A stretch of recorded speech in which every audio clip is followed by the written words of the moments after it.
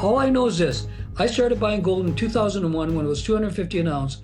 I've never sold my gold. I bought more in 2018. I bought more last year. And I never sell because it's going higher.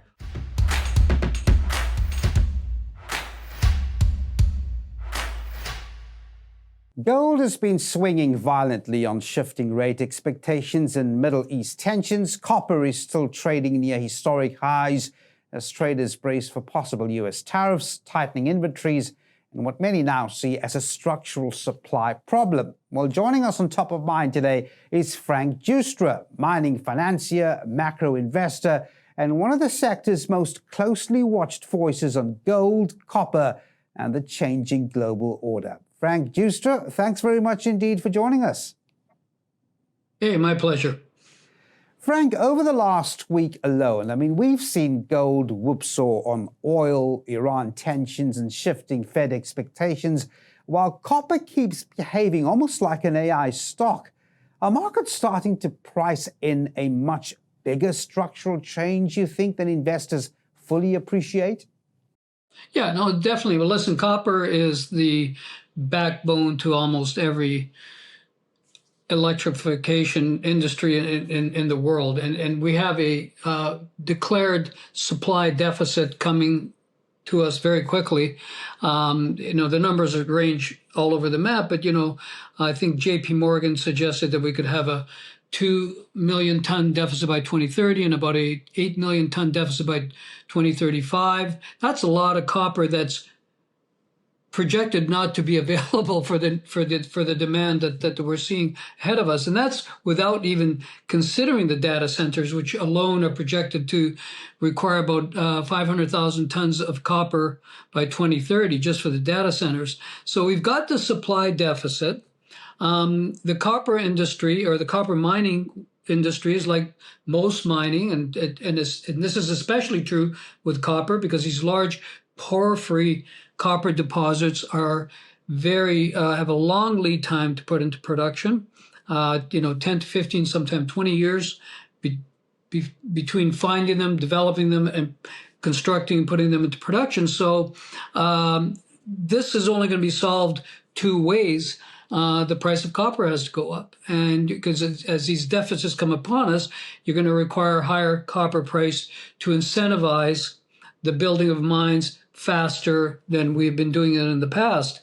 And there's only, if you really look at the copper world out there, and keep in mind that most of these deposits are found by the junior mining industry, okay? It's the majors that develop them and put them in production, but it's the juniors that find them and develop them to a certain stage, usually just to pre-production, the pre-production area, and then obviously, if they're big enough, they're acquired by the majors. And if you look at the world today, and I'm involved in obviously in exploration and development of copper as well as gold, and there are only 4 near surface copper deposits that are over 1 billion tons, which is usually the threshold which a major will look at, and usually the most that you'll get out of being able to model the value of a copper deposit. Anything over 1 billion tons is you're taking it into the 30, 40, 50 years from now. So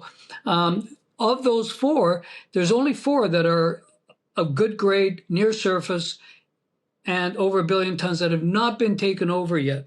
Okay, I'm an investor in one of them. It's in Colombia.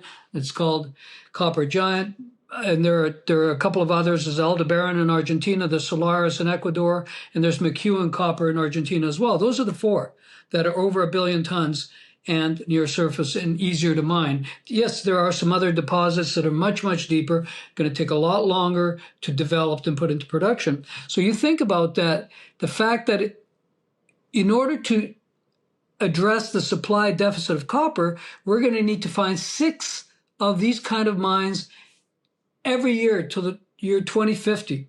6 and put them in production.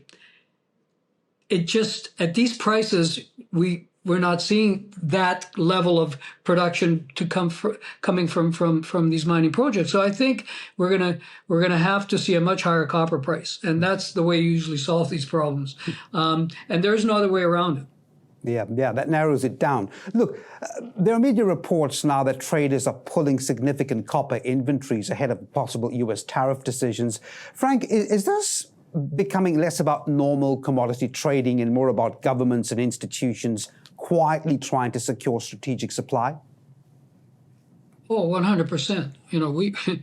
The world order as we knew it is dead as the dodo. Okay, we are in the in-between stages between the old world order and something that's yet to come. And in the meantime, you've got a superpower competition that is underlying all of these problems. It's China versus the US. And that superpower competition has ramifications, especially when you've got the Trump administration threatening tariffs, trying to bully the world to pay higher tariffs. And obviously, China's response has been to restrict certain minerals, specifically rare earths, silver as well. And so we've found out too late what China knew 25 years ago when they started to secure these mineral deposits around the world. China's been doing this for a long time, going to countries like mostly Africa, but also South America, providing capital, providing infrastructure in return for getting licenses on these projects. Yep. The U.S. and the West only became aware of this problem, I think, about 4 years ago. So now they're trying to play catch up. And now it's about, we're in a war of sorts. It's a commodity war. And, you've got not just China and the U.S., but you got many other countries around the world, the Gulf countries in the Middle East, Latin America, the South Pacific. All these countries are trying to secure their mineral supply, their critical mineral supply, and they're, creating all sorts of obstacles in terms of exporting, and in terms of putting added value on the product in their domestic economies, more stringent permitting rules. All sorts of things are becoming more and more visible now that this war to secure these metals is full on now. So yes, it's become a geopolitical game of sorts as opposed to your traditional just regular commodity trading that we saw in the past. Yeah. Look, against that backdrop, I look back at PDAC and watch some of your comments around that event. You said majors today are run by committees and often move too late, right? Pretty much very similar to what you're saying now. With Rio reportedly considering Glencoe, largely because of copper exposure, we've seen that news coming out in the last few days. Are we entering the stage where scarcity fear is starting to override acquisition discipline? What's your take? Well, I don't think we're there yet. If you remember the last cycle, which ended around 2012, 2013, and I remember it well because we were very, very busy creating mining companies back then. But between the period of 2001 and say 2011, 12, it was a very big commodity boom, especially in the metals. China was rising and gobbling up everything. And the discipline went out the door. The majors started, the M&A game went into overdrive. People overpaid. The balance sheets became quite wonky, and it took many years after that market ended, and that hangover lasted for a very, very long time. And I still think that the memory of that hangover still exists today with certainly the senior mining companies, and they're not as quick as they might have otherwise been in the past in terms of the M&A. They're being very careful. They're looking at their balance sheets. They're making sure that they don't pay for anything, but they're not going to have any choice. So my prediction is this: M&A has started, but it's still we're not seeing the kind of M&A we've seen in the past. It will get there because quite simply there is a scarcity of these deposits. Most discoveries are made by the juniors and taken to a certain point, and then they can't really take it much further. So I think you're going to see M&A heating up between the majors themselves, between the majors and the juniors, between the juniors and the juniors to create larger mining companies. All the stuff we've seen before in previous bull markets, and I've been doing this for 45 years. I've seen the ups and downs and the changes. That craziness has not come back, but it will. And you want to own some of these more important juniors that have really great world-class deposits that a major is going to want, you're going to want to own a lot of them because eventually they're going to get gobbled up. They're either going to get gobbled up or these juniors are going to start coming together and creating new larger mining companies as we've seen in the past. Frank, you've spoken, and I want to shift some focus now on gold and just the macro environment, right? You've spoken for years about sovereign debt and the weakening credibility of fiat systems. Gold has pulled back from recent highs, but central banks are still buying aggressively. Do you think gold is now trading less as a commodity and more as a referendum on government balance sheets? Yeah, absolutely. I think a lot of people are getting confused with the recent trading in the gold price, and what they're misreading is this: they're focusing on how the short-term market is pricing gold because of a spike in the value of the U.S. dollar and a spike in the 10-year bond yield, the U.S. Treasury. Okay. And those are obviously the dollar. And first of all, the yields have gone up because of inflation worries, because of the Iran war, the oil price, and the fear of inflation. Obviously, that drove the bond yields up. And the dollar has gone up on the cross rates with other currencies because of liquidity problems around the world. Countries, sovereigns need to access dollars in this crisis, and there's a scarcity of dollars. But don't confuse that with U.S. treasuries, which are held as reserves by central banks. In order to get dollars, if you have an immediate need for dollars, you have to sell something that's denominated in dollars. And the most liquid asset in the world is our U.S. treasuries. So you're seeing countries unload U.S. treasuries, amongst other things, to get the dollars they need for their immediate liquidity crisis. And so we have a short-term situation right now where gold is getting beat down because the bond yields are going up and the dollar is going up. But what people need to understand, if you're not gaming this out, if you don't think about how this is going to play out, okay? First of all, we're in a completely structural change in the global monetary system. I started predicting this about 5-6 years ago. We're in it now. There's a restructuring taking place. We don't know what the new system is going to look like, but currently you're seeing the dynamic of the selling of dollars, assets, and the rotation into gold by global central banks. And that is what's taken the gold price up to these levels thus far, as central bank buying. And that is not going to end anytime soon. 68% of the central banks surveyed this year expect that they're going to be buying more gold in 2026 and beyond. And there's a lot, the de-dollarization is a slow process. It was about 70% dollars in most central bank holdings a few years ago. It's down to 56% now. It loses about 1% a year. So it's a slower rotation. And what are they going to? The only other money that can't be printed. It's a neutral currency, and it is a currency. The Bank of International Settlements classifies gold as a tier 1 asset, meaning it's the equivalent of U.S. treasuries. So they're rotating from something that can be sanctioned, blocked, used against countries into a neutral currency, and the only one that exists is gold that the central banks will buy. So that's what's driving the long-term price of gold up. It's a debasement play. Fiat currencies are being debased around the world, not just the U.S., but China. Money supply is growing like crazy, and you're going to, all of this is going to benefit gold. So this short-term price action you're seeing today, it's what, $4,500. It got up as high as $5,500 a couple of months ago. That is a short-term phenomenon, and we're going to continue when this war is over, which I believe we're getting close to some sort of an agreement between Iran and the United States. I'm not sure Israel's on side, but certainly the U.S. and Iran are trying to come to an agreement.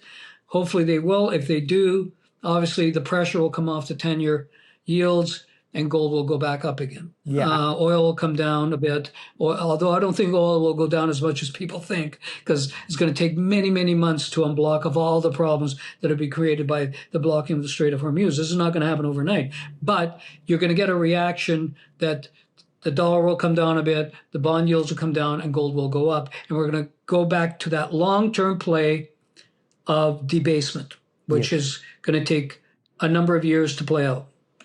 I find that de-dollarization story quite interesting in terms of how it will unfold. And what's fascinating, Frank, right now is that both gold and copper seem to be telling a similar story, right? Gold is about distrust in money, if you like. Copper about scarcity of real-world materials. Do you see those two themes converging into one big old macro shift? And I suppose you alluded to that in your previous answer. Well, yeah, but I think they serve different purposes. Gold is money. Copper is an industrial metal that the whole world needs. Two very different dynamics. If we wanted, and I'll give you an example. If we wanted into a global recession, which is possible, we could enter a global recession anytime, the way that things are going right now with oil and everything. If that were to happen, in the short term, copper prices would come down because it's always been a barometer for economies. So you would see the demand in the short term for copper fall off. Okay, and that means the copper prices come down. Gold, on the other hand, would go up. And they would go up for a very simple reason. The world is awash with debt, $350 trillion of debt and growing at an enormous rate. And if you get into a recession, the fear by central banks will be the unraveling of that debt problem, which would create a spiral, which would create, an even worse recession. So what are they going to do? Easy money. They're going to, if we get into a recession, rates are going to come crashing down. And in my opinion, I've said this for many years, QE will come back to the U.S. And because one thing that they can't control is the long-term rates. You can control short-term rates with Fed policy. The only way to deal with long-term rates, if they stay stubbornly high, is by QE. That's the only way you can manage it. That means printing money. And anytime as I've said, the next round of printing money is going to be worse than the last round, which was worse than the round before. So 2008, 2020 was worse, and the next one's going to be even worse. And this is where I see gold exploding. When the world finally comes to the realization that there's no fix for the inescapable trap that they put themselves in. There is no fix except to inflate your way out of it. They're not going to raise taxes, and they're not going to cut costs. We've already seen what's happened in the U.S. with respect to Congress and the cutting of costs. They have no willpower to do it. They don't care. They just simply don't care. Elon Musk went in there with this whole Doge thing. I'm going to do this, do that. He got frustrated. He put his chainsaw down, threw his hands in the air and walked out. He basically said it's unfixable. And it is unfixable because there's no willpower. And the reason there's no willpower is because you can't get reelected if you cut services and increase taxes. So they put themselves in this box. As I've always said, it's an inescapable trap, but the only way governments have ever escaped this trap is by inflating. It's the silent tax. They're going to rob you through inflation, and because most people won't be able to connect the dots and see why that inflation is there. And obviously, policymakers will blame Iran, they'll blame Biden, they'll blame our allies for terrible trade agreements, all these sort of things, but they will never focus on the true reason why inflation is there, why, which is then, causing all these problems. So I think you're going to see that. This is my prediction. I think we're in a bubble in the equity markets that's going to crash at some point. Timing, anybody's guess. Tomorrow, a year from now, 2 years from now. At some point, this bubble, which is the biggest in history, and they all crash eventually. There is always timing that you can't predict. But next time we get a crash, there's going to be an unraveling. And the only way they're going to fix it, it's going to go to the private credit markets. There's so many boogeymen out there with all of this debt, all of this leverage, all of these derivatives. When you get an unwinding, which is caused by some event, that causes an unwinding. This time they're going to have to go in with QE, big time. And when they do that, gold's going to go through the roof. Yeah. Can you put a number on that, Frank? Never have, never will. Because you know what? I don't know. Pick a number. And pick any number and you might be right. I have no idea. And I always find it really funny how these people say, well, by the end of 2026, it'll be, $4,750. Where do they get these numbers? I mean, there's so many dynamics that affect the gold price. It's absolutely impossible to predict. All I know is this. I started buying gold in 2001 when it was $250 an ounce. I've never sold my gold. I bought more in 2018. I bought more last year. And I never sell, because if you look at $250 an ounce, where are we? $4,500 today. It's been as high as $5,500. It's going higher. How high and what period of time? No clue. But I think it's going a lot higher. Yeah. Look, Frank, I want to just shift to mining stocks, right? You were asked recently whether majors are now trapped into playing dramatically more later because they waited too long on tier one copper assets, for example, right? If there really are only a handful of globally significant undeveloped deposits left, and we spoke about this earlier in the interview, how dangerous does that become for the industry? They don't care. They don't care. A major, you have to understand that from their perspective, they're large companies. They have committees. They have people that are employed that don't want to make any mistakes. They're all trying to keep their jobs. No one, they would rather pay higher. This has been standard policy by majors for years.